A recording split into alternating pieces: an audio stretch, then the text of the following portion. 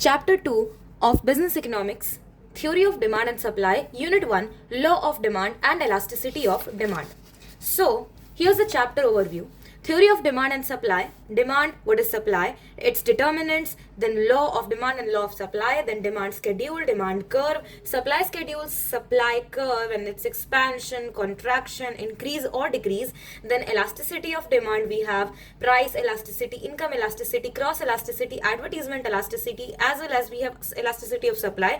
Apart from that, we have theory of consumer behavior, where we have two types of analysis, that is marginal utility analysis and indifference curve analysis. And this indifference curve analysis is also known as Hicks and Allen analysis, because it's Hicksian analysis, because these two were the ones who discovered this one. And this is Marshall, this is by Marshall. So marginal utility analysis and indifference curve analysis. Okay, now here is everything, like introduction is given. Let us start from the meaning of demand. The term demand refers to the quantity of a good or service that buyers are willing and able to purchase at various prices during a given period of time. It is to be noted that demand in economics is something more than that desire of purchase, though desire is one element of it. For example, people may desire much bigger houses, luxurious cars, etc. But there are also constraints that they face, such as prices of products, and limited means to pay. Thus, wants or desires together with the real world constraints determine what they buy.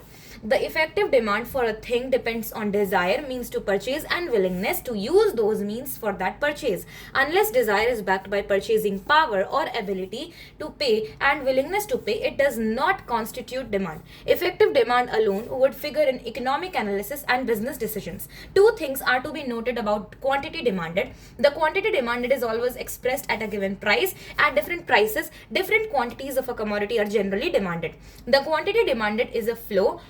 We are concerned not with a single isolated purchase but a continuous flow of purchases, and we must therefore express demand as so much per period of time. 1000 dozens of oranges per day, 7000 dozens of oranges per week, and so on. In short, by demand we mean the various quantities of a given commodity or service which consumers would buy in one market during a given period of time at various prices or at various incomes or at various prices of related goods. Now, in these, basically we have two things which we need to understand. Firstly is that quantity demand is something else and demand is something else. Basically when we talk about change in quantity demanded, we talk about the change in demand due to what? Price. यानी कि price अगर बढ़ेगा तो demand घटेगा और price अगर घटेगा तो demand बढ़ेगा. That is what quantity demanded. लेकिन अगर अलग factors, जो कि हम factors अभी पढ़ेंगे, लेकिन उसके अलावा अगर factors जो आप लोगों को पता है, जैसे कि income हो सकता है किसी का, okay, किसी का या फिर related goods हो सकता है, कॉम्प्लीमेंट्री और substitutes which we will be studying further, लेकिन वो सब के चेंजेस, उसके प्राइस के चेंज की वजह से वो क्या चेंज हुआ, उसको रिलेटेड, उसको फैक्टर्स अफेक्टिंग कहते हैं. ठीक है, तो फैक्टर्स की वजह से जो चेंज होगा डिमांड में, उसे हम लोग कहेंगे व्हाट, उसको हम लोग कहेंगे change in demand. Whereas जब प्राइस की वजह से होगा उसे हम लोग क्या कहेंगे?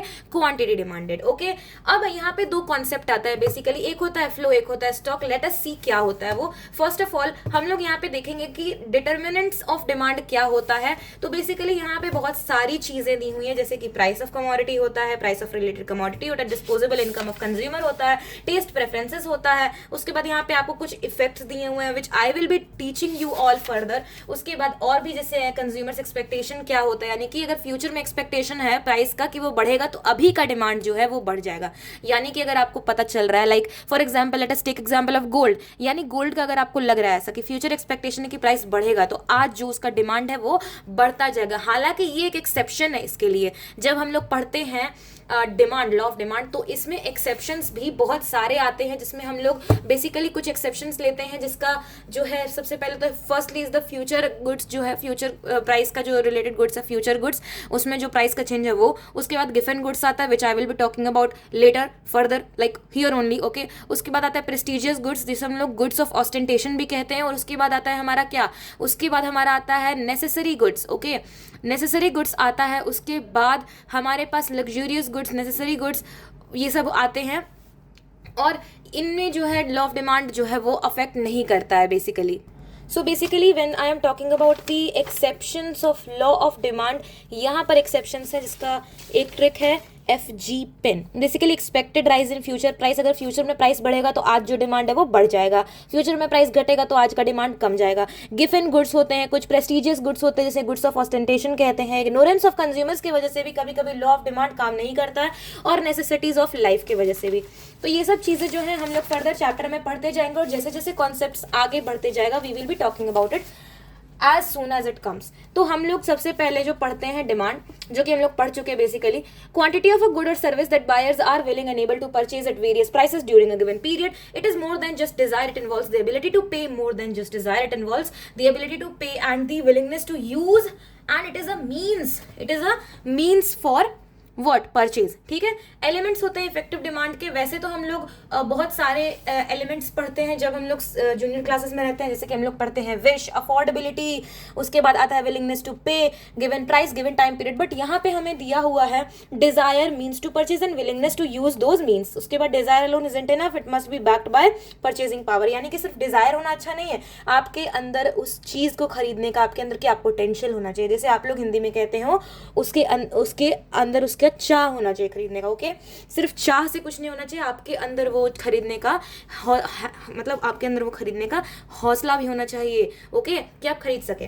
Quantity demand, it refers to the quantity of a good और service that buyers are willing and able to purchase at a particular price during a given period. अब यहाँ पे हम लोग दो कॉन्सेप्ट समझेंगे। बेसिकली दो कॉन्सेप्ट होते हैं, स्टॉक कॉन्सेप्ट और फ्लो कॉन्सेप्ट। स्टॉक कॉन्सेप्ट क्या होता है? बेसिकली स्टॉक कॉन्सेप्ट होता है when we are measuring a particular thing at a point of time, specific point of time. लेकिन फ्लो कॉन्सेप्ट क्या होता है कि हम लोग एक पूरे पीरियड ऑफ टाइम पे करते हैं। जैसे कि फॉर एग्जांपल आप अकाउंटेंसी में देखते होंगे कि आपको दो चीज बनाने को मिलता है, एक ट्रेडिंग अकाउंट P&L अकाउंट होता है, मैन्युफैक्चरिंग अकाउंट होता है, और उसी साइड पे आपको एक बैलेंस शीट होता है। ठीक है, जब आप बैलेंस शीट बनाते हो तो वो क्या आप एज एट लिखते हो ना, like as on a particular date, like 31/3 and then 2026, इस तरह से बनाते हो। But when you are doing P&L and trading and profit and loss account जब आप बनाते हो तो उसमें क्या लिखते हो? उसमें लिखते हो profit and loss account for the year ending this to this, like that. Okay, तो फॉर द पीरियड जब आप यूज किए तो वो आप एक फ्लो कॉन्सेप्ट को बता रहे हो। लेट अस सी। तो स्टॉक कॉन्सेप्ट में आता है money supply, stock of goods, but flow concept में आता है आपका demand, supply, income, expenditure, saving, output, profit और लॉस। जब हम लोग फैक्टर डिटरमाइनिंग डिमांड के बारे में बात करते हैं तो यहाँ पे बहुत सारे ऐसे फैक्टर्स और उनके अंदर बहुत सारे ऐसे concepts, so we will be trying to understand each one of these. सबसे पहले आता है प्राइस ऑफ कमोडिटी, जो कि बेसिक है क्योंकि इनवर्स रिलेशनशिप होता है डिमांड और प्राइस में, जो कि मैंने आपको बता दिया है। प्राइस ऑफ रिलेटेड गुड्स एक सब्सटीट्यूट होता है, कॉम्प्लीमेंट्री होता है। जल्दी से इसे समझते हैं। सबसे पहले देखो सब्सटीट्यूट क्या होता है कि जैसे फॉर एग्जांपल टी और कॉफी है, पेप्सी और कोक है। Let us take example of tea and coffee. Suppose price of tea बढ़ जाएगा, प्राइस ऑफ टी अगर बढ़ जाएगा तो क्या होगा?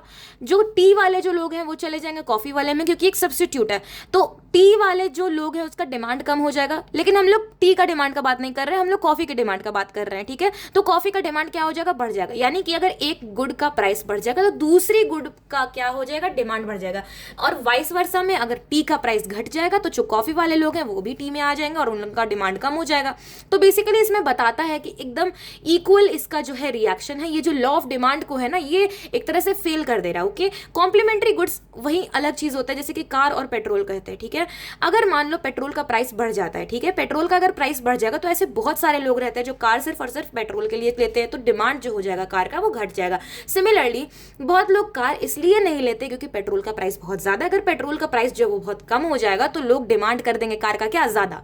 इसे ही हम लोग कहते हैं प्राइस ऑफ रिलेटेड गुड्स, यानी कि कॉम्प्लीमेंट्री एंड सब्स्टिट्यूट्स। अब हम लोग के पास तीसरा है basically disposable income of the consumer. अब डिस्पोजेबल इनकम कंज्यूमर जो है वो हम लोग आगे मैक्रो इकोनॉमिक्स वाले सेक्शन में पढ़ेंगे, लेकिन डिस्पोजेबल इनकम इतना समझ लो कि वो कंज्यूमर का एक ऐसा पोर्शन रहता है इनकम का जो कि सारे टैक्सेस सभी चीजों को माइनस करके जो उसके पास खर्च करने के लिए बचता है वो उसे कहता है disposable income of the consumer.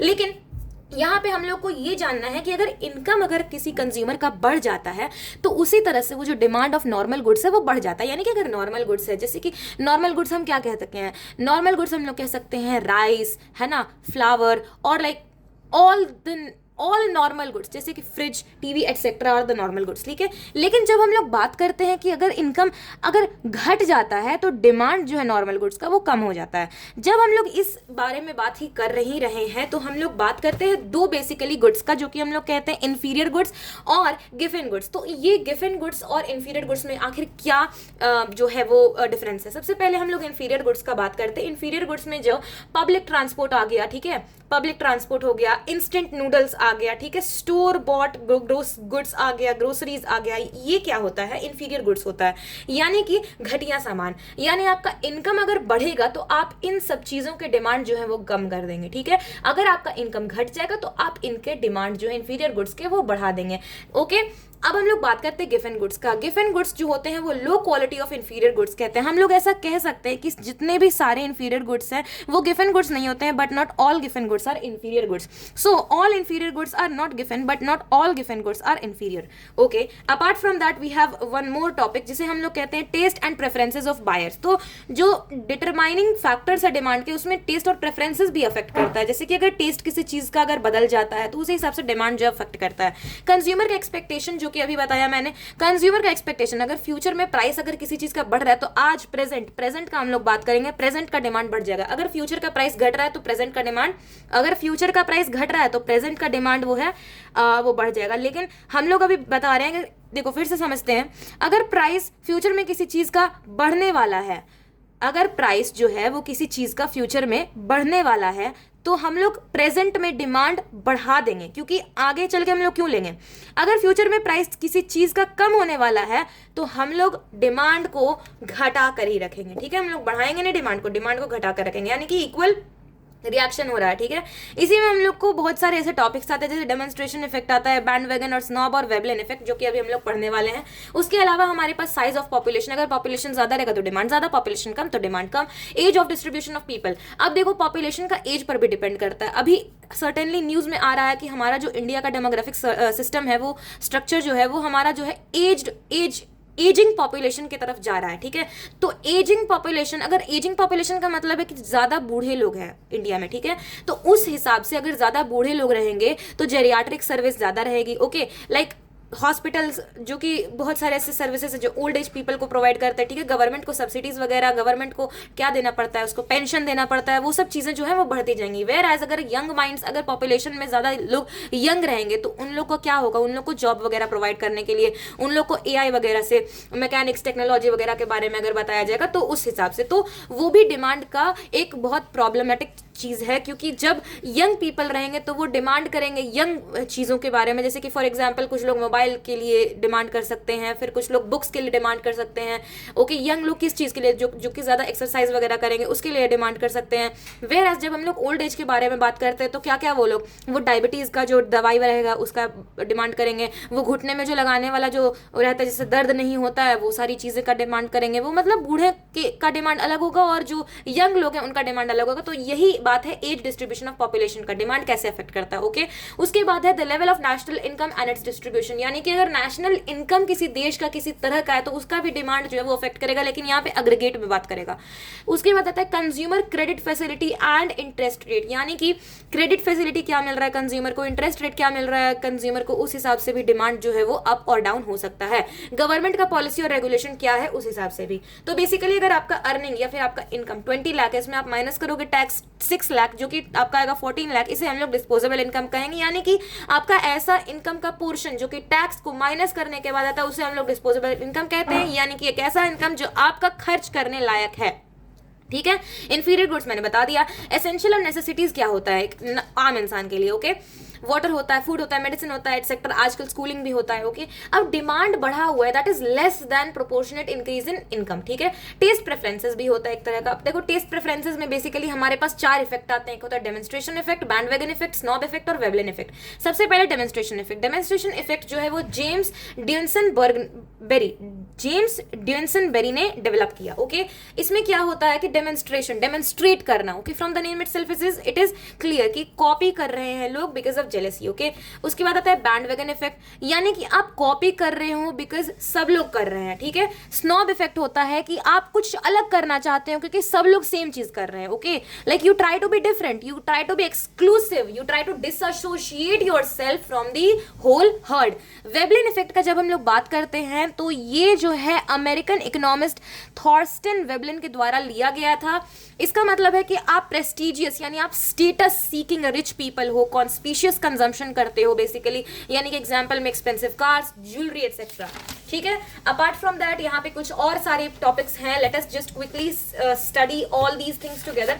यहाँ पर हमारे पास जो है दिया हुआ टेस्ट एंड प्रेफरेंसेस में यहाँ पे देखो external effects on utilities such as demonstration effect, bandwagon effect, Veblen effect and snob effect do play important roles in determining the demand for a product. Demonstration effect, a term coined by James Dunstan Berry, refers to the desire of people to emulate the consumption behavior of others. In other words, people buy or have things because they see that other people are able to have them. जैसे कि people demonstrate करते हैं, copy करते हैं. For example, an individual's demand for cell phones may be affected by seeing his new model of cell phone in his neighbor's or friend's house.